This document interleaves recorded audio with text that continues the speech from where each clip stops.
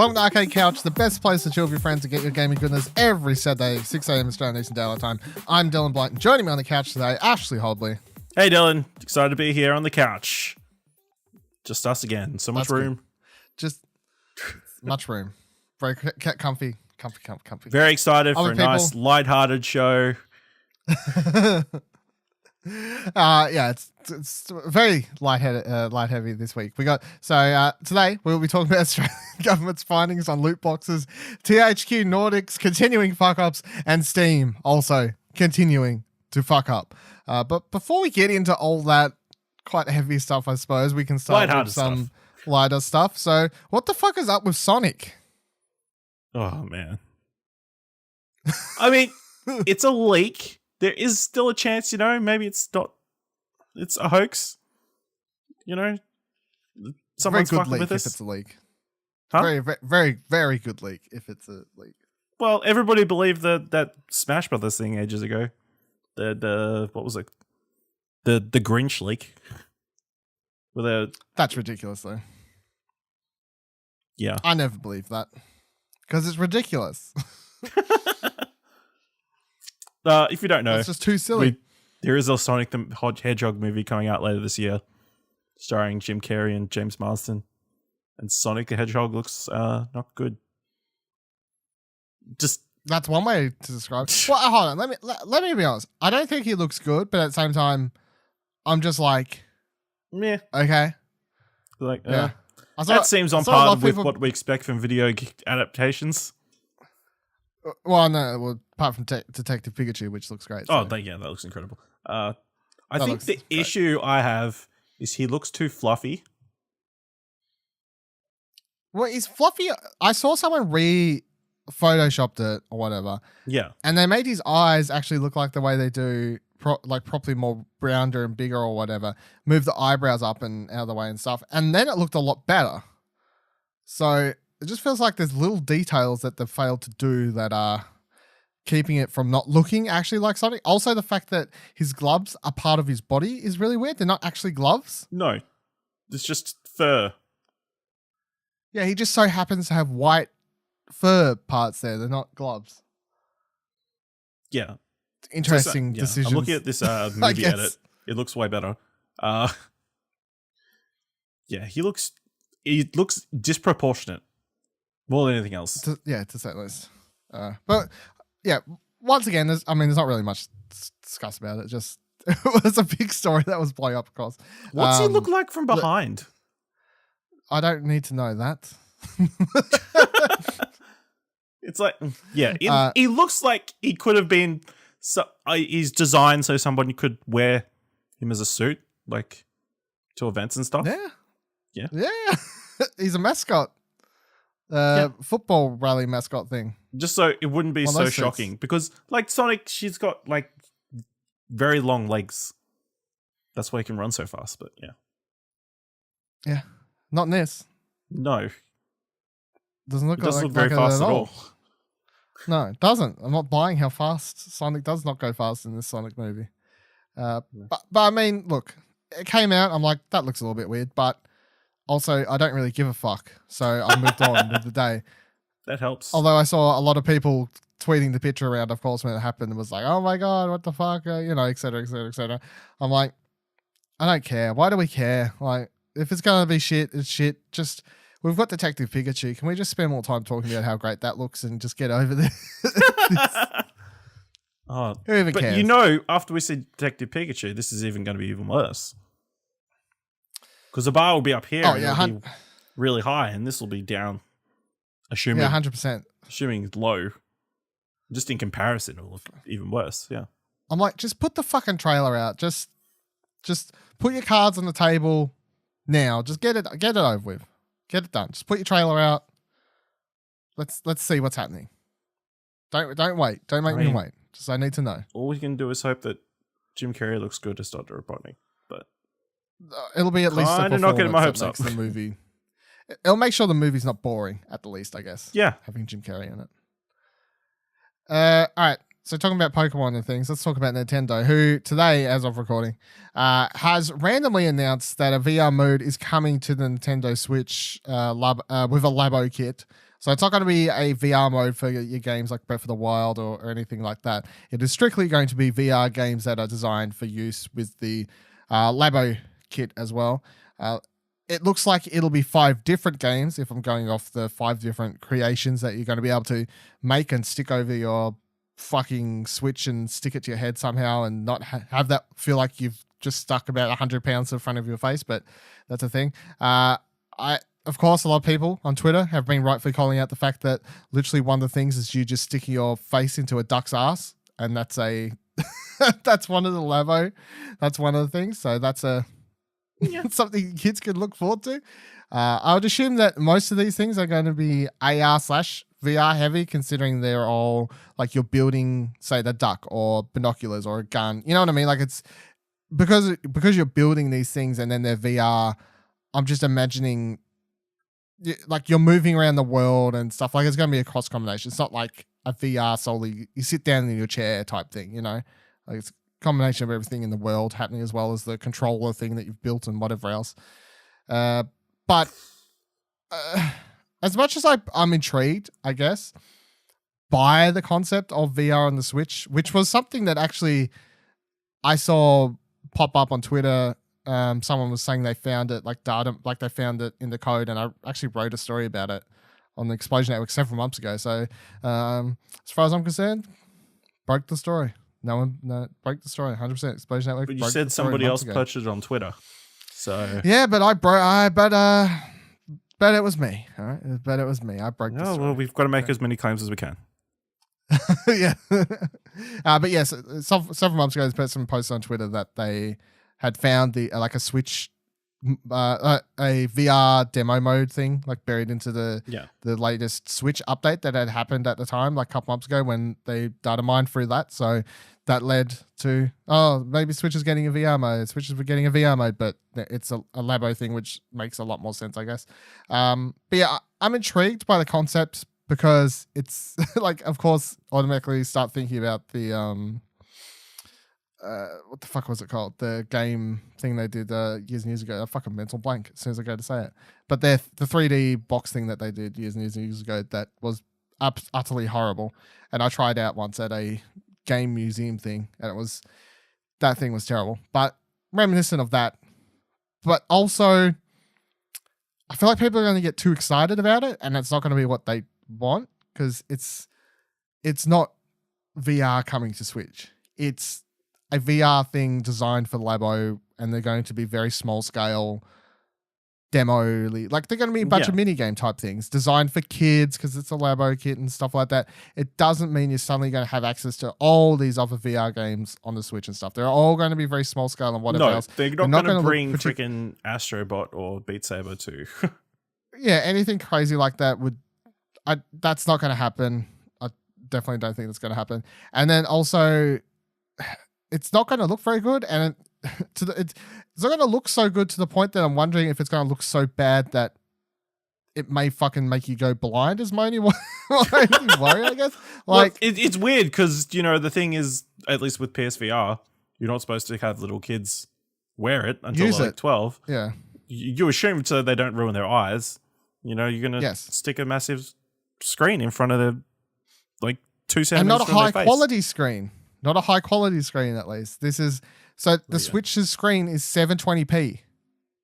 I mean, to a kid, they're not going to tell the difference, but no, but it makes for shitty VR. Like again, in most cases, the audience they're aiming it for, who they shouldn't be aiming it for, are not going to tell the difference, really. But it may make them go blind. I can't imagine there's a kid going around. Fuck you! This isn't in 1080p. I need at least 4K. They will if it makes them go blind.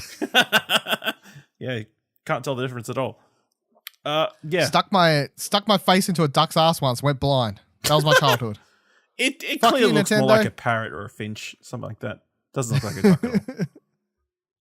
I mean, it's interesting that sort of doubling down on this Labo thing, right? But I don't think it's sold very well. I don't know. Labo's one of those things that I'm sure there's a market for it and people like it, but it's weird. And the other weird thing is everybody's having to hold it up to their face the whole time. Yeah, it's going to be heavy as fuck on your face. Well, lucky it's made out of cardboard. I guess it wouldn't take too long, but still. if you don't own a Switch, it's hard to imagine, but the Switch is quite heavy. Like, oh yeah, that's right. It's the heaviest handheld console you can carry around. So sticking that onto your face, yeah, it's not lightweight. That's for sure. It's going to force them to put it down because they won't be able to hold it up too long. It's one way to think about it. So on the box pictures though, you can get an idea of like the games, I guess, that are kind of happening. So the bird one, you can see birds flying around that. The kid who's looking at that, above that, there's like he's holding up some sort of missile launcher thing, and you can see a missile shooting out to the side of that. The one who's got a camera up to his face, you can see like chasing, looks like underwater animals like fish and sharks and stuff. So potentially some underwater type thing. The one next to that looks like a Nova type camera stuff, but it's got it looks like a very expensive viewfinder. Yeah, I guess. It's got like a planet happening around him, and then below that, I don't even know how to describe it. It's like a big. It's like an elephant face. Yeah, that's what it is. That's yeah. Do you remember playing as an elephant? Elephant simulator. Yeah, it does actually look like an elephant, and it's got a pencil sticking out of it. So presumably they're drawing something. So they're all 5 games. I didn't even catch that. I thought you were gonna like do a firefighting thing as an elephant, but no, you're going to be playing as an elephant drawing stuff. Yeah, I guess. Mr. Squiggle's 75th anniversary this year or whatever it was. Yeah. Yeah, so it's a random thing. It wasn't announced at any Nintendo Direct or anything like that. Not even briefly teased. They just dropped it. It was like, here, Nintendo Labo, VR. It's a thing that's happening. You can exist. It's coming out April 12th in America. I saw before I got an email from Nintendo Australia, but I didn't actually double check it before we started recording. So I assume it's like Nintendo, this day after or same day or something like that. But they have the prices and stuff. It says the full name of the starter kit is Nintendo Labo VR kit. This comes from Kotaku. 2 versions. A full set, which will be US $80. That includes software, goggles, 5 cardboard designs, and a smaller starter kit will go for US $40. That includes the goggles and one of the designs, a blaster rifle. One is the one that's going to be sold by itself. And then, yeah, so you got to try not to break the cardboard. You got to stick it on your face. I mean, look, it's not for me. I probably would not buy it because it's not exactly cheap. And I've already got something that does VR better, of course. And none of these games are going to be better than what I could already have access to on my PSVR. They're all going to be games that are designed at a younger audience. And I'm sure kids experiencing VR, if it works well and stuff, will be fun. And I want it to be fun, and I want it to work well, and I want the target audience to be able to have fun with it. All I'm saying is I'm worried that the Switch, with its screen and everything at like 720p plus the weight of the thing on your face, like it just screams horrible experience to me. Is my thing. I don't want it to be a horrible experience. I want it to work. They don't know any better. I guess, yeah. I don't know. Do you have any other thoughts on Nintendo Labo VR? I'm just pulling it up. Who was it? I think Jonathan Dornbush said, "Make Pokemon Snap in Labo VR, you cowards." And I agree. If you're gonna have a camera like attachment, Pokemon Snap. Maybe, I mean, you just throw Pokemon on any of these attachments, and suddenly your sales will go up exponentially. Well, that's true. Freaking the bird thing, make it like a Pidgey simulator. Pidgey simulator. Yeah. Yeah, sure. Why not? It could be a thing. Should be a thing. Look, Nintendo, send me it. I'll play with it. Prove me wrong. But other than that, I'm not going to go out and buy it, I don't think. That doesn't seem to be particularly interesting.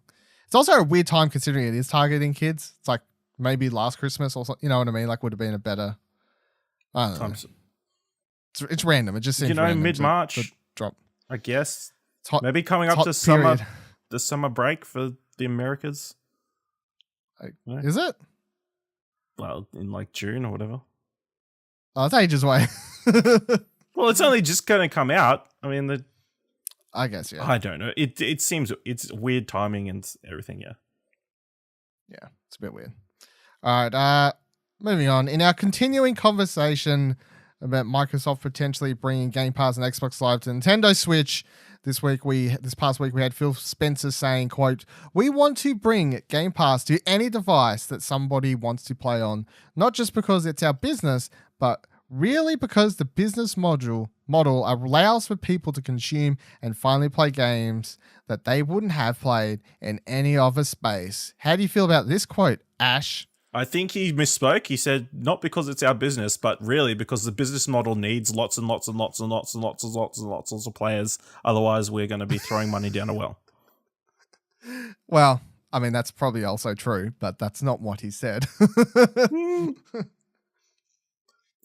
That's what he meant. So the article I've read this from comes from Jill Shockers, and the article continues, says, having a dedicated console that players have to buy to experience their games alienates a big audience. He goes on into a bit more detail on that here when asked if this would cannibalize console sales.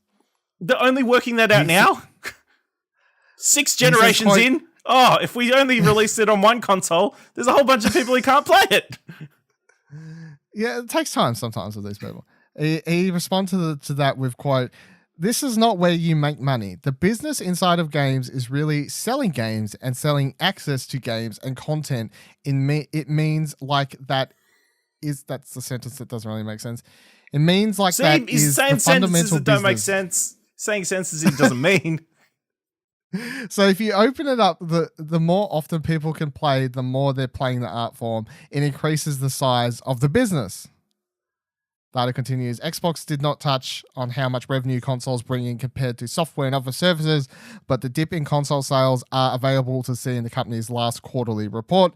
Xbox hardware dipped 19% compared to last holiday quarter the year prior because of the release of the Xbox One X. However, even though the hardware sales dropped, Xbox software and services rose 32% over the year before. And by Xbox services, we basically just mean Game Pass. Like, there's not going to be a huge increase in people paying for Xbox Live unless there's an increase in consoles, really, because that doesn't add up, I feel. So let's just presume that's interesting. They don't mention, is there a change in the number of game sales? No. See? Funny. More people play games when they don't have to pay for much for games.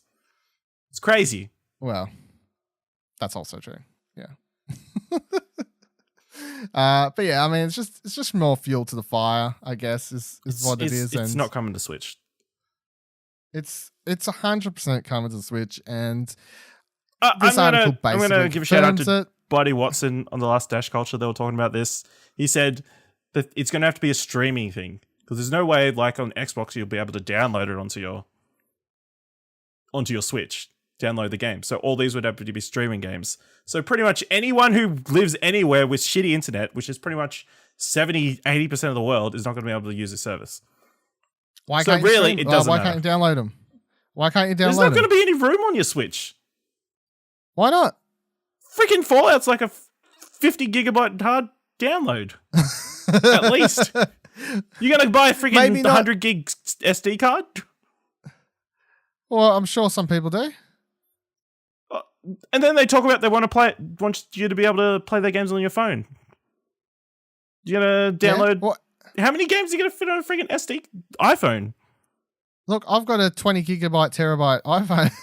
What? Yeah. Bullshit. No, I mean, just because even if Game Pass comes to Switch, doesn't mean it's the full catalog, you know? So everything except the games that are exclusive, which are the bigger games. And maybe some stuff like Fallout and stuff that they would struggle to be able to run and stuff. You can get Cuphead on there or in the Blind Forest. Well, that's the more interesting story. The rumor is that they're going to get a proper physical release on Nintendo. That Microsoft's going to publish those games. Yeah. That if they start publishing... you'll believe that, but you're not going to believe Game Pass. No. Yeah. That is what I'm believing. It makes more sense. Well, if this is all going to be something, because of course, if you did listen to the episode where we spent a lot of time talking about this, of course, where everybody have been not sourcing us, got the story from, not sourcing the Explosion Network as the source of the this origins rumor. of it all. Yeah, that's right. But it all basically kicked off because the Microsoft leaked. Well, there was a page up on Microsoft's website with their GDC plans, and one of those things while it was up was saying about Gamepass on phones and these sorts of things, and that has since been pulled down. But GDC 2019 is taking place in just a couple of weeks, so it takes place March 18th to the 22nd. So we will find out in quite some time, quite soon, I should say, if these things are true, if they are truly going to be announced / shown and talked about at GDC.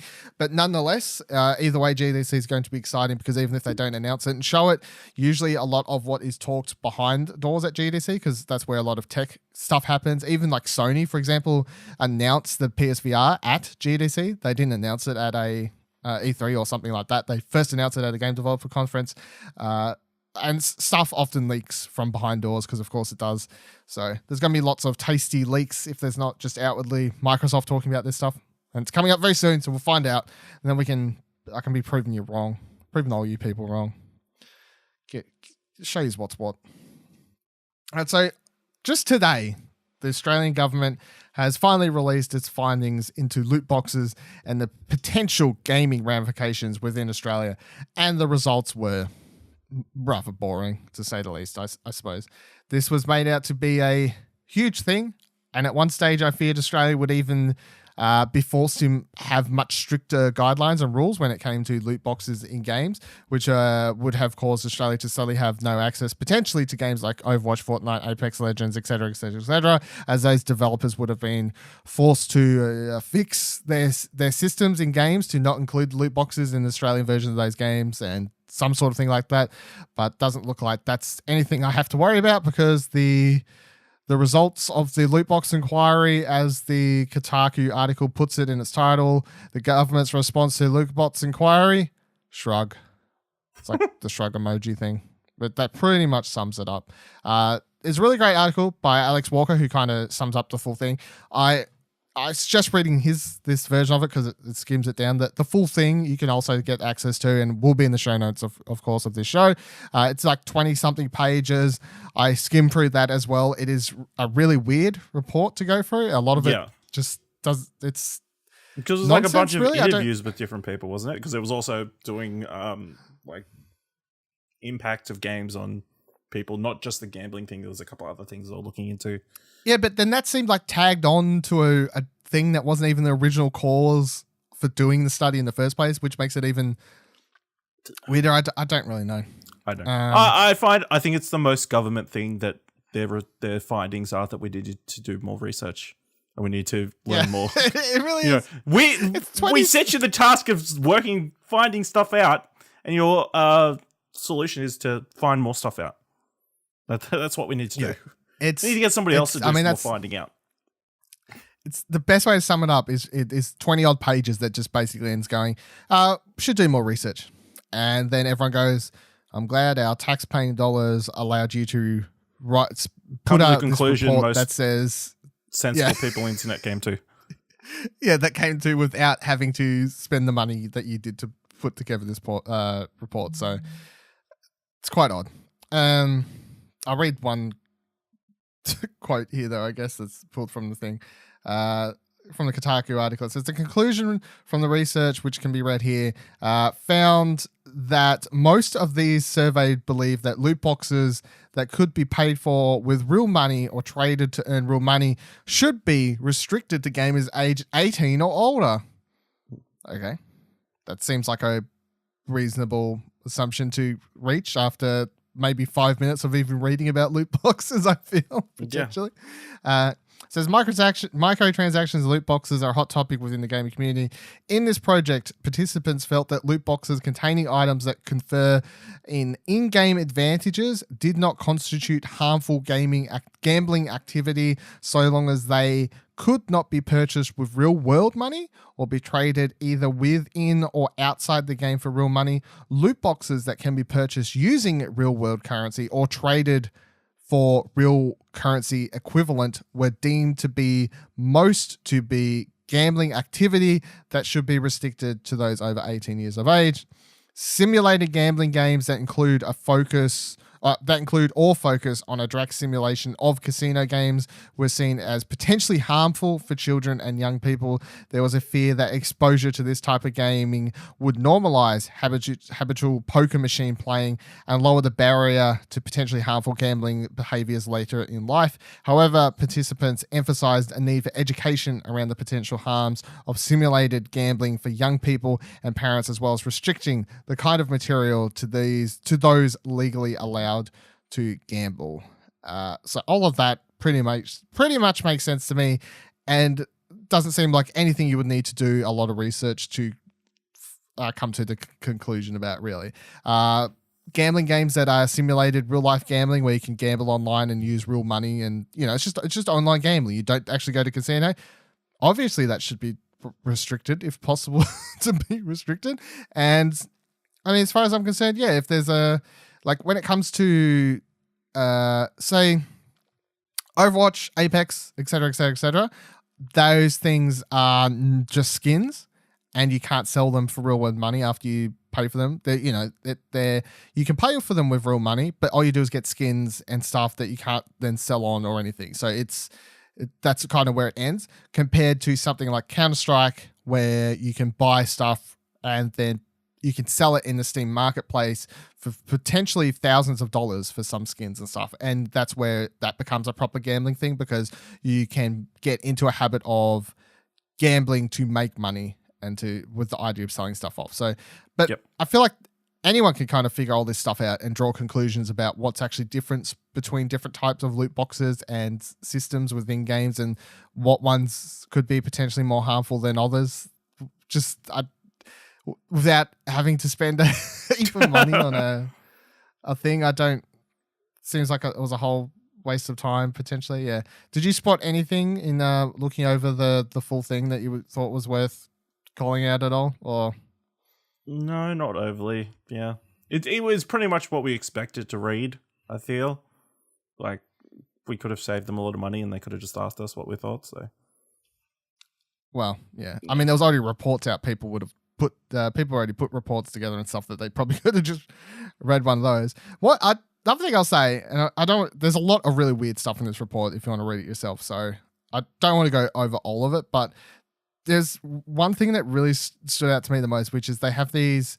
So they did the research online and in person in Melbourne, Ballarat, and I'm trying to load it up here so I could look to double check, but it's fucking finally decided to load somewhere else. But I don't know if this is normal or if it's just for this particular report that they put out. But whenever they have like quotes from people who they've got research from, it's either saying young gamer or adult gamer. However, at times there is a clear child talking, and it says they'll be talking about Minecraft or something. Like they'll be talking about Minecraft or something along those lines. It'll say young gamer from wherever.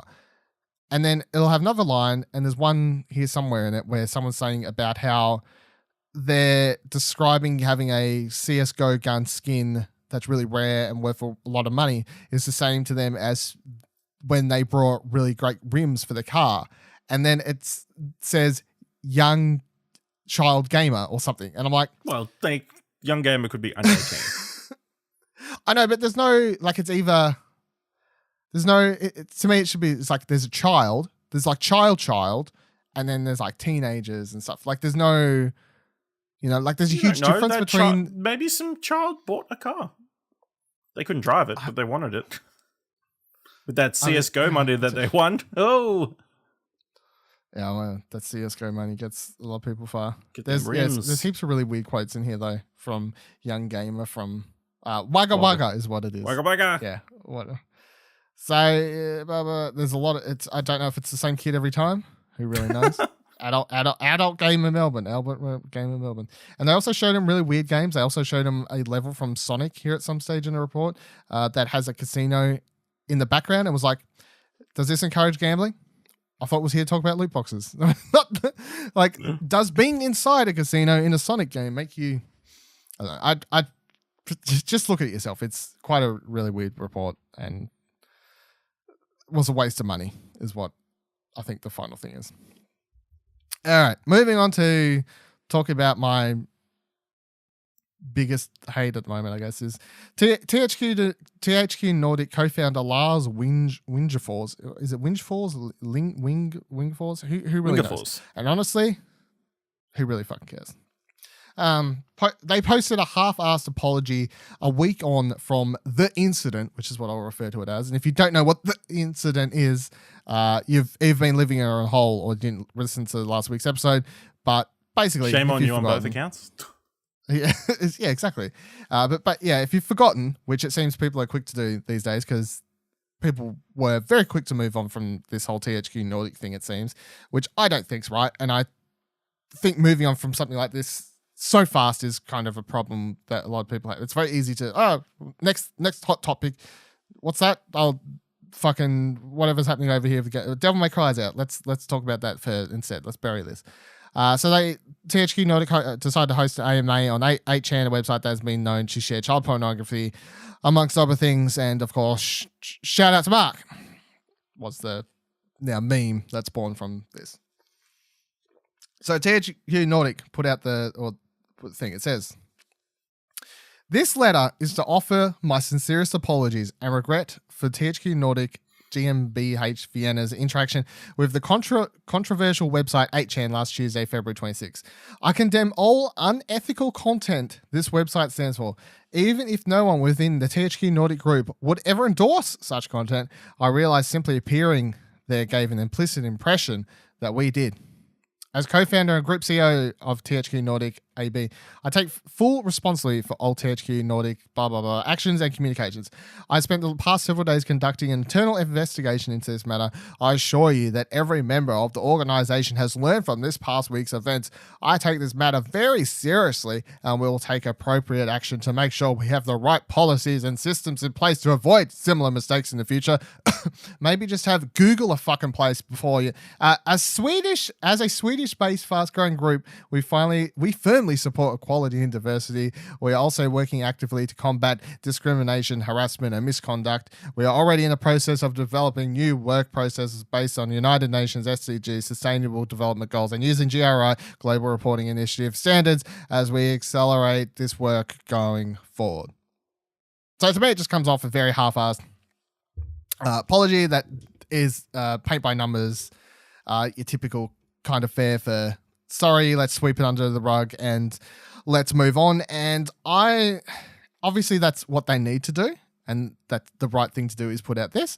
They make no mention of what's happened to that dude, I can't remember his name, and who really cares at this stage, but the social media person, like what's happened to them, if they've been fired, if they've been put on unpaid leave at least, or what the fuck is happening with that person? Are they being trained properly? I don't know if you could even train someone like that, if they're just that stupid, really, I suppose is the word. There's no way around it, but that's absolutely stupid to do what they did in the first place.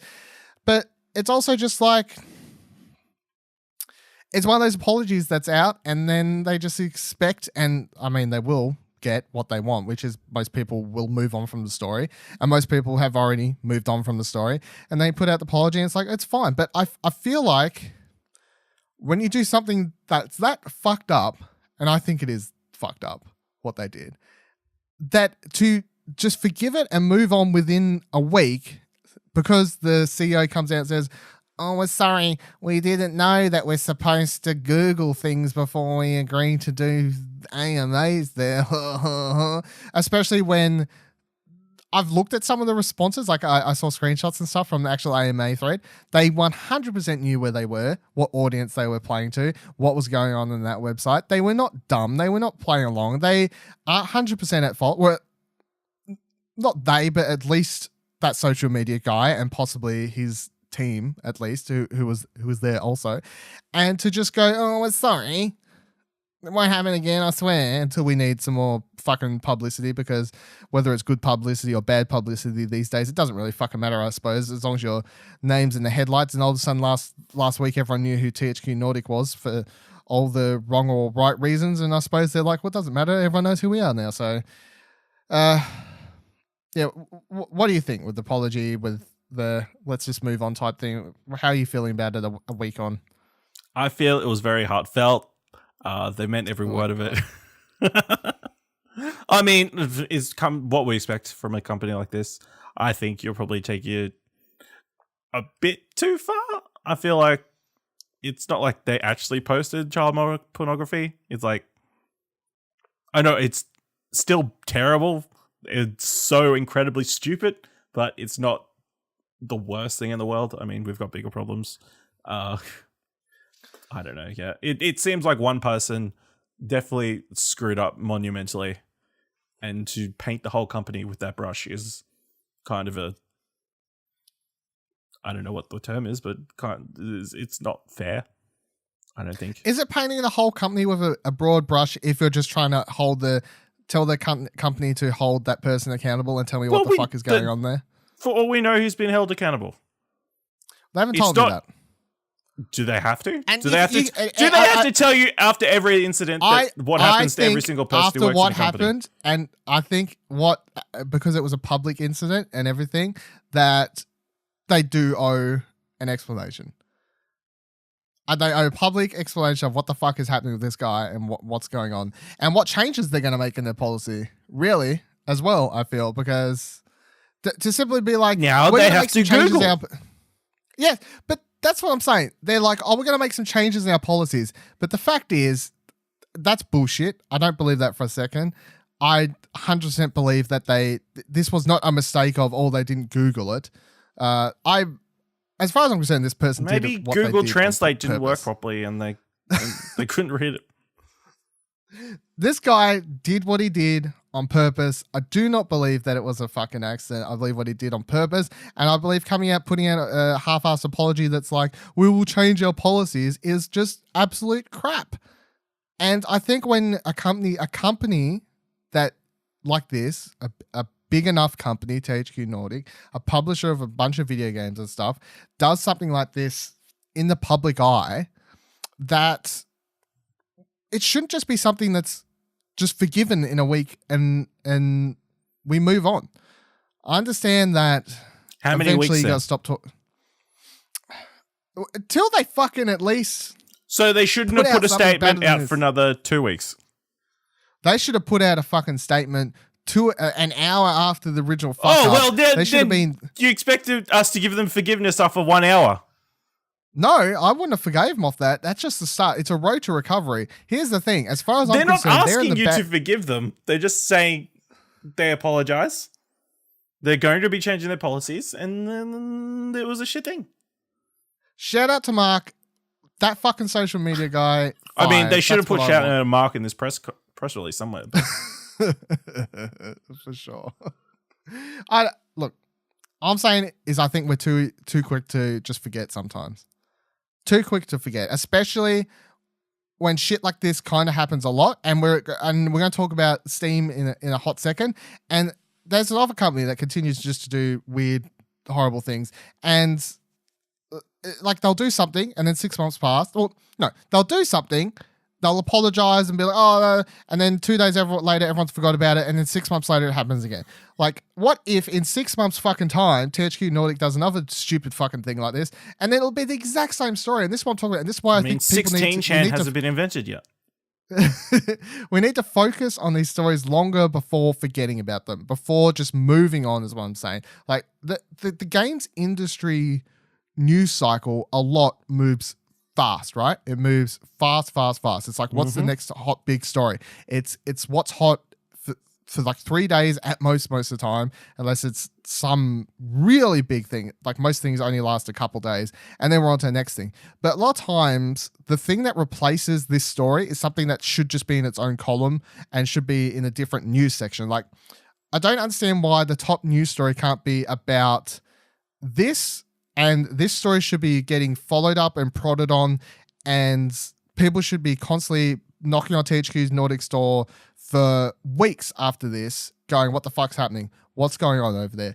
Because we as a public, they're a company in the industry that publish games, and this is a public thing that happened. I do believe we are owed to know what the fuck is going on over there, considering of the way of fashion that happened. And since it's to do with their social media and area and all that sort of stuff, it's nothing to do with their business, like the fucking financial accountants and something like that. It's to do with their social media accounts and their very public aspect of their company that we should know what the fuck is going on. But the thing is, the story happens, and then a couple of days later, the story is replaced with Anthem is bricking PS4s, which is that's a serious problem. Story. It is look. It's a serious problem. Let's be honest. That affected more people than a freaking AMA on 8chan. It's a serious topic. It's an interesting story, but both stories should be able to exist at the same time. And I don't know why. No, there's only so much space on your computer screen. The front.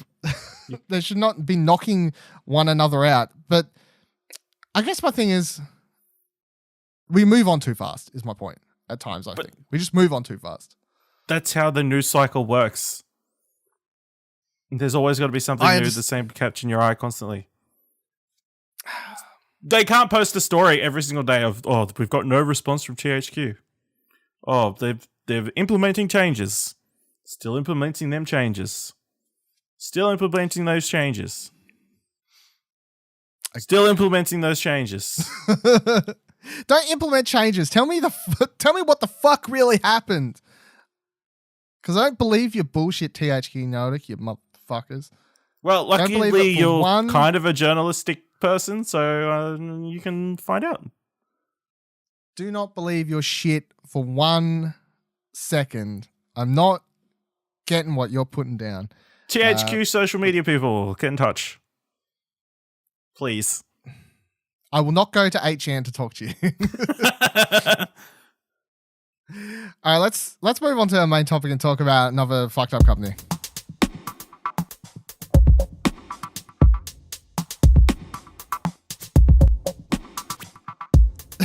I don't really know how you open this without just sounding fucked up from the outset, I suppose, is the thing. Valve has removed the Rape Day game. That's a sentence. Finally, after it did the rounds, rightfully so, on Twitter and online forums about how fucked up it was, of course, being on the storefront in the first place. So this was going around Twitter the last couple of days as of recording, and it kind of blew up a bit more today when it was finally pulled off the store. I've got the story here from Kotaku. Valve removes Rape Day from Steam with vague, nonsensical statement is the title of the article, written by one Nathan Grayson.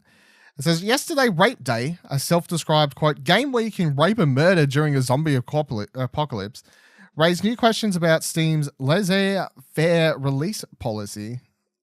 Today, Valve elected to remove it from the store. In a post on Steam, which we can get to in just a second when I get it here, Valve attempted to explain its decision-making around Rape Day, a game that did not cross Valve's no-go line of illegal or straight-up trolling. I don't know, but to me, a game that's called Rape Day and described as a game where you can rape and murder during a zombie apocalypse may come under straight-up trolling. But that's just me, if I was potentially reading about it. It continues, but was nonetheless tremendously messed up, drawing widespread ire from Steam users, and of course. So the full Steam quote, which I think is worth reading in full because it's not very long. They just posted on the Steam community forums page there. Of course, the links to all this stuff in the description, as usual. It just says, Rape Day will not ship on Steam. Over the past week, you may have heard about a game called Rape Day coming soon to Steam. Today, we've decided not to distribute the game on Steam. Given our previous communication around who gets to be on the Steam store, which was a thing they put out at some point last year, or early last year, I think it was, when they were up and down about what actually gets to be on, and that was a whole bullshit article that was basically like, we're going to hold no responsibility for anything and stuff. The thing continues, we think this decision warrants further explanation. Please do tell us, Steam. Much of our policy around what we distribute is and must be reactionary. We simply have to wait and see what comes to us via Steam Direct. We then have to make a judgment call about any risks it puts to Valve, our developer partners, or our customers. After significant fact-finding and discussion, we think Rape Day poses unknown costs and risks and therefore won't be on Steam. We respect developers' desire to express themselves and the purpose of Steam is to help developers find an audience, but this developer has chosen content matter and a way of representing it that makes it very difficult for us to help them out. And that's the way the article, their little thing ends. The thing they call out most, though, is... this is the stupidest fucking thing.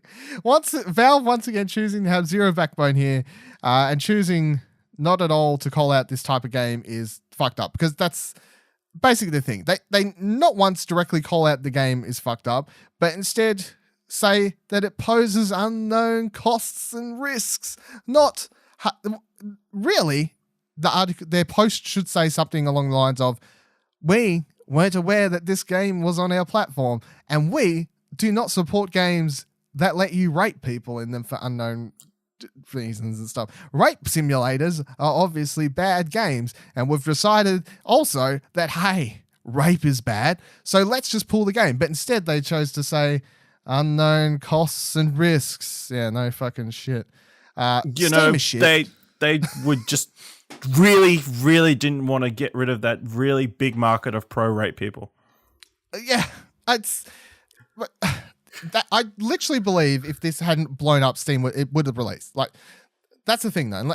Unless people catch eye on these things. I would like to believe that. Well, it was waiting for approval. Apparently, it wasn't technically. It would have got approved. Probably because I think it's just algorithms and stuff, isn't it? It technically, I think a lot of porn stuff has been removed from, like, stuff with porn things in the title have been removed from Steam, so I wouldn't be surprised if it had been removed for that purpose.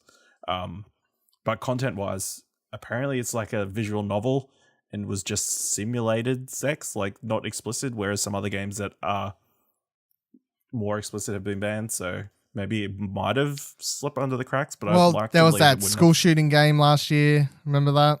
That got pulled off Steam, but even that took a whole while for them to get around to doing and tackling, much like this one. Yeah, well, do we want a game where you simulate school shooting? They need to curate a bit more. It needs to be a bit more human person doing it, not algorithm or something. Yes. I like the Kotaku article, if we go back to that for a sec. I like the way it continues in its final paragraph and just says, it's unclear what any of that means. Or how hard-nosed fact-finding resulted in unknown costs and risks. Why won't Valve talk specifically about what they found objectable here, which is exactly what I'm saying? Was it the sexual violence, or merely the specific and cavalier way the sexual violence was presented? Something else? Valve's stance on sex games continues to be unclear, and while sexual violence seems a clear line to draw, a little transparency could go a long way. It's good that Rape Day got the boot, but Valve's release policy continues to be a mess, and that's exactly what it's been going through as well. Last year, which is when they put up this whole... I was trying to find the date when this whole thing went up. 7th of June 2018 is when they put up the rather much lengthier who gets to be on the Steam store thing, which they put up after there was a whole kerfuffle about pulling games and not pulling games. And they, at one stage, were trying to curate the store a little bit, and then pretty much got dogpiled on by a bunch of people going, you're trying to freedom of speech, freedom of speech, freedom of speech. And then Steam was pretty much like, yep, fuck it, don't care. Whatever, it can get on our platform as long as you can sneak it in without anyone noticing, go for it. Which is pretty much what I believe their policy is. They pretty much gave up on any curation at some point last year. And now their rule is, do what you want. If it sneaks through without anyone noticing, don't care. We don't fucking care, which means to me is shit, because it's zero ownership of their platform and having any respect for their platform and wanting to curate it to make sure that games that are on their platform are ones that they are happy with and respect, and they can really feel proud to own Steam, a platform that only has at least a standard of games on it, whereas they're just like, whatever, money, you know? Like it really does just come across as a whatever money attitude to me of, yeah, curation, fuck that shit. Like too many people were yelling at us about freedom of speech and whatever else. So fuck that noise. We just want to make noise. We just want to make money. Do what you need to do. And that's why I 100% believe if this game hadn't have got caught and made a fuss about it online, it would have came through. And then if people started buying it, Steam would have happily taken that money. They would not once would have like blinked an eye. Would just, there's more money. Who cares? It's just coming in. Rape simulator. Fucking don't even care. Freedom of speech. We should be allowed to make rape simulators. Okay.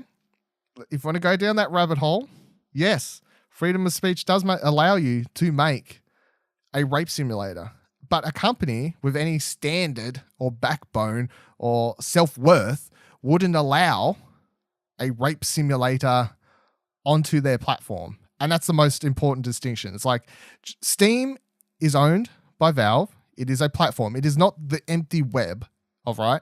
It has rules. It can make rules. They should have rules. They should enforce rules. They should curate.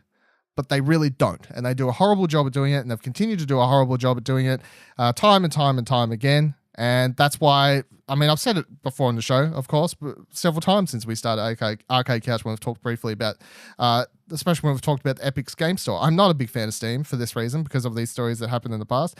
I think Steam is a pretty shit service. And I hate that I have to use it a lot of times because it's the go-to PC platform. But Steam has been shit for a long time. It'll probably continue to be shit. And I hope that another platform comes up and replaces it. A platform that actually has some sort of backbone to their policy and some sort of policy as well. And although Epic has their own issues, I'm not going to say they're fucking the golden child. I'm happy to see Epic coming up and making their storefront and getting these AAA games coming over to their platform because I'm just hoping they can do something better than Steam and do a big fuck you to Steam over there. And as I've also said before on this show, if you are going to buy indie games, if you're looking for them, if you see an indie game on Steam that you are going to buy, head on over to itch.io and buy it over there. The developers get more money and Itch is a much better service than Steam. There's literally no reason to buy an indie game off Steam if you have the choice to buy it over Itch. Zero reason. Yeah, and as I've said before, a lot of times you buy a game on Itch, you can still play it on Steam because they'll give you a code for it as well. But at least you've supported them outside of Steam, and Steam hasn't actually got any money, and you can still run it through their half-ass fucking client. How do you feel about all this? Yeah, it's just a crap story. Yeah, that statement by Steam fucked up. They dropped the ball immensely. Clearly, it was done by some lawyer, not someone who was actually going to be realize that a million people are going to be reading into it, every single word, pretty much just covering their own asses. But yeah, it's pretty terrible. I think it's kind of fucked up that somebody wants to make a game called Rape Day. Very fucked up. Yeah. I don't know if you've gone down this far down the rabbit hole, but I went and had a look at their website, and this guy is trying very hard to justify his game. I haven't gone to his website. What's if we ever come to the there's a Q&A, like a FAQ is pretty much most of the page. Question: books and games like this should be illegal. Answer: if we ever come to the scientific conclusion that committing crimes in video games significantly increases the chance of committing crimes in real life, then at that point, we as a society will have to decide if we want to ban committing some or all crimes in fiction. But you can't reasonably consider banning rape in fiction without banning murder and torture. Murder has been normalized in fiction, while rape has yet to be normalized. At some point in the future, game historians will look back at visual novels such as Rape Day as game historians look back on games such as Grand Theft Auto now, or even in the first time nudity was shown on television. Moral outrage does not stop the entertainment industry. It slows it down, but in time, society progresses and realizes that the purely fictional things that they thought would cause moral decay and widespread lawlessness in fact do not. Yeah, it's pretty terrible. It doesn't sound like someone I'd particularly get along with on a weekend. Oh no, I think you two would be best buds. You know? I love that. That's one of my favorite arguments, though, is like, what the fuck? Do we allow people to shoot people with guns and stuff? And like, especially when people make the Grand Theft Auto argument. But if you ever think about Grand Theft Auto, there was a line that they will not ever willing to cross, especially when it came to some things. You know, just think about the prostitute stuff where you could beat them up and take the money. People were like, nope, that's the line. You went too far. You know, we can handle shooting fucking civilians, cops, or whatever. Yeah. It's like there's always been lines in media when it comes to certain types of things, and when you're gonna make something that's a simulation of rape, something that is pretty much, I mean, deemed by all accounts not something that, especially when you're in control of that aspect. Like, I'm sure there's been games where rape has been something that's been touched. Part of the story. Yeah, exactly. That's a very good thing to point out. Like, for that to be an active choice. Yes. Is pretty ugh. Yeah. Yes. There's been games where there is rape in them. Even games, I'm sure there's games out there where the character you play as potentially could rape someone, but it's all about the delivery, the story behind it, the reason for it happening, etc., etc., etc. And when it seems your game is basically billed as, hey, have you ever wanted to rape someone? Well, now's your chance. That's not really, you know, like even, all right, let's go. Last of Us basically nearly had a rape scene in it. To go slight spoilers, I suppose. Very heavily implied a rape scene was about to happen in that game. No one ever turned around and was like, holy fuck, that game was so close to being like the worst game ever. Because even if they shown it, they probably would have been in like, they probably wouldn't have shown it, but like if they went that far, that some dark territory, you would have had to really tackle that in a certain way. Even when rape's handled in movies or TV shows, like it's all about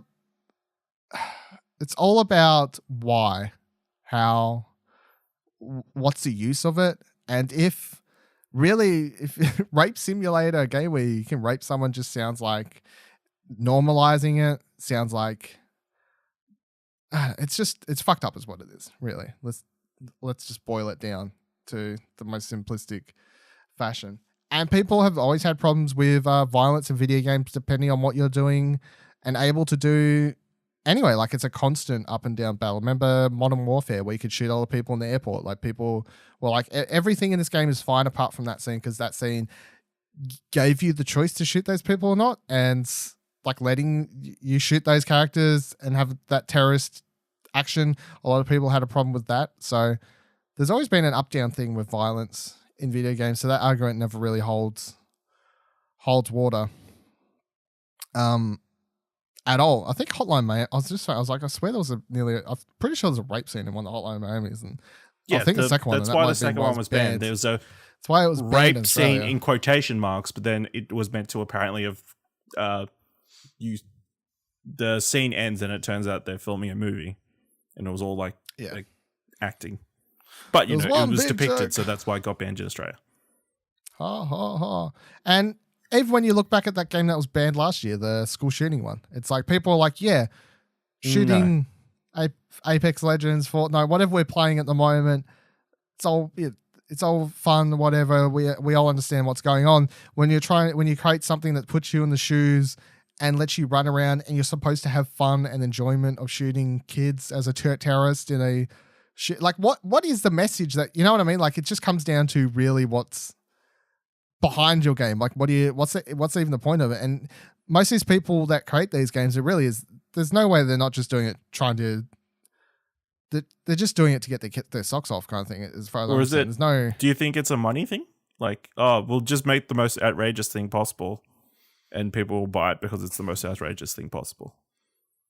Well, they're all probably on 8chan talking to one another, and they come up with ideas, and they're just like, we'll fucking show these SJWs what we'll fucking make them.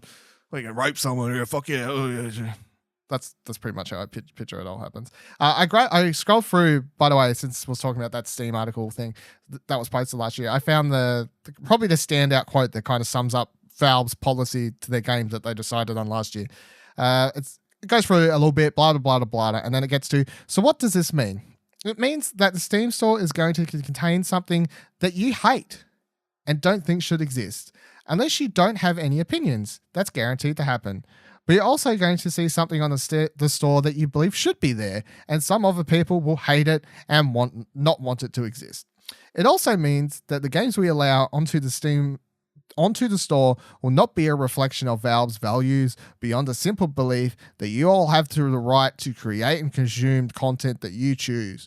The 2 points above apply to all of us as Valve as well. If you see something on Steam that you think should not exist, it's almost certain that someone at Valve is right there with you. To be explicit about that, if we allow your game onto the store, it does not mean that we approve or agree with anything that you're trying to say with it. If you're a developer of an offensive game, this isn't us siding with you against all the people you're offending. There will be people throughout the Steam community who hate your games, and you hope you fail to find an audience, and there will be people here at Valve who feel exactly the same way. However, offending someone shouldn't take away your game's voice. We believe you should be able to express yourself like everyone else and able to find others who want to play your game. But that's it. I remember reading that last year, and that is the most long-winded kind of way of saying freedom of speech means derp to me, because that's basically what it means. It's as I was saying before, it's not taking ownership of your platform is what I have the biggest problem with. It's taking absolutely no ownership, no responsibility, and they cover their asses here by going, well, look, some of us may disagree too, but freedom of speech, derp thing, derp, herp, derp, and all that stuff. So our platform's for everyone, including crazy people. And I just don't think it's a good stance to take, full stop. I do not think it's a good stance to take, full stop. Because to me, all the places with free speech are great. HN, great place. Yeah. America, great place. Yeah. Well, yeah. But most places have, they draw the line somewhere. You know what I mean? Yeah. Most places draw the line. Apart from 8chan stuff like we're saying, but Reddit draws the line obviously at certain places, and when you talk about forums and stuff, PlayStation Store would draw the line at certain things as far as I'm concerned. Xbox Store, Nintendo Store, etc. All these places would draw the line at something. They have some sort of standards for what's allowed there, and most message boards have rules and stuff. And although something will slip through the cracks here and there, it's the fact that when they are aware, they will delete it and usually cite why they delete it. And I would believe that if Reddit found child pornography pop up, they wouldn't say, we deleted this because it could affect derp, whatever the fuck that horrible quote. What is that quote again? That's horrible. Yeah, imagine that. Imagine Steam fines. It poses unknown costs and risks. Yes. Imagine that Reddit finds child pornography and they delete it, and then their reasoning for why they delete it, they say, well, we deleted it because it posed unknown costs and risks. But they wouldn't. If Reddit deleted something, they would say, we've deleted it because it was child pornography, and child pornography is fucked up. That's why we deleted it. That's the reason they would give. They wouldn't give a half-assed posed unknown costs and risks example for why it was deleted. So yeah, Steam's stance to all this is crap. It has been crap for a long time now. And maybe they've sort of painted themselves into a corner by their statement last year where they said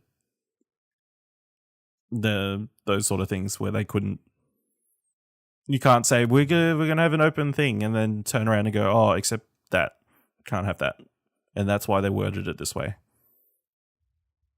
Well, no, let me look in the comments for this article. Right, this is one posted 6 hours ago.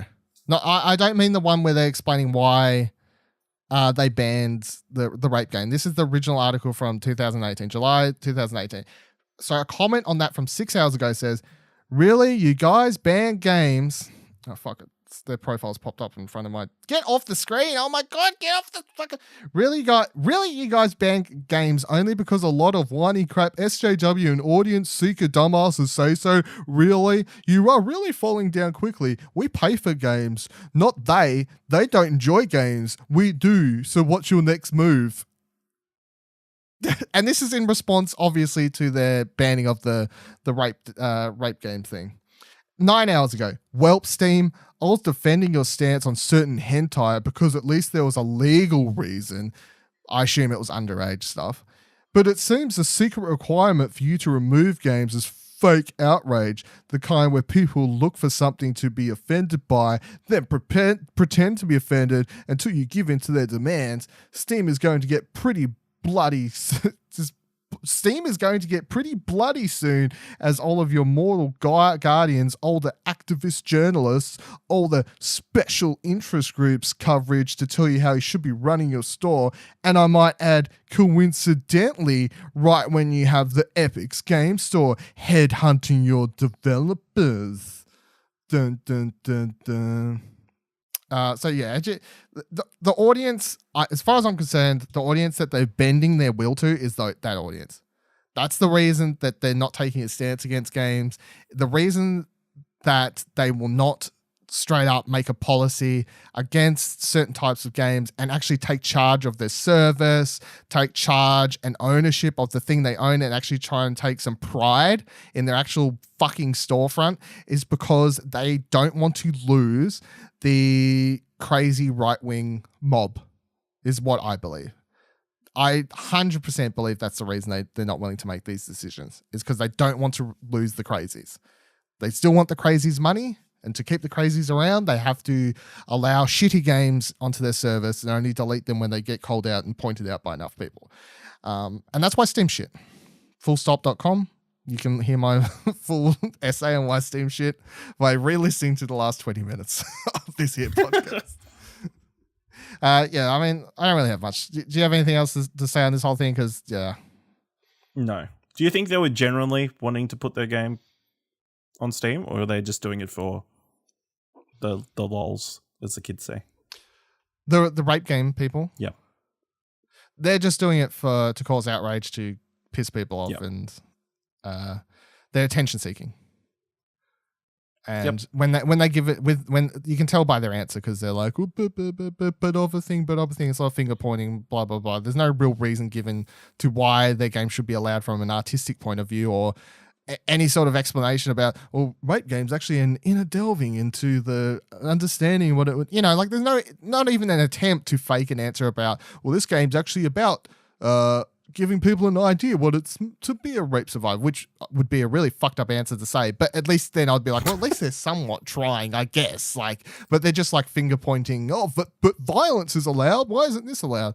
So that to me just screams attention. That they just want to cause outrage. They just want to piss people off, and they would have been happy to make money, I'm sure, and would have been like, yeah, fuck yeah, this is cool, heavy metal, man. But they got called out. Now they're stuck. But the thing is, right, guarantee if they put that game up on that website and they allow people to just PayPal them $20 and get a download link for it or whatever, they're just going to make more money now because of the outrage that's happened.